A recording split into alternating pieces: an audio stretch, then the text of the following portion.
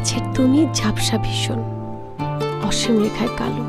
চরকিতে জাহিদ প্রীতমের পরিচালনায় ঘুমপড়ি ওয়েব ফিল্মে হাসপাতালের বেডে কোমায় থাকা জ্যোতি চরিত্র দিয়ে নতুন করে নজর কাড়লেন তানজিন তিশা। এতে তার সাথে আরো দুটি গুরুত্বপূর্ণ চরিত্রে অভিনয় করেন প্রীতম হাসান ও পারসা। ঘুমপড়ি মুক্তির পর দর্শকদের বেশ প্রশংসা পেয়েছেন তানজিন তিশা। বলেন, ঘুমপড়ির গল্পটা দর্শক দারুণভাবে আপন করে নিয়েছে। রিলিজের 2 সপ্তাহ হয়ে গেলেও এখনো মানুষের রেসপন্স পাচ্ছি।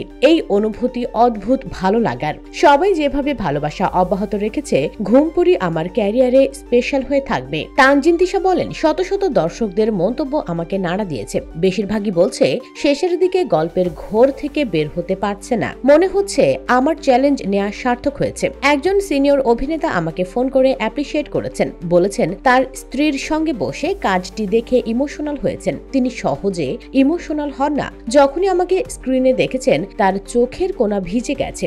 যখন আমি স্ক্রিনে ছিলাম না তিনি আমাকে খুঁজেছেন। এটা আমার কাছে অনেক বড় পাওয়া।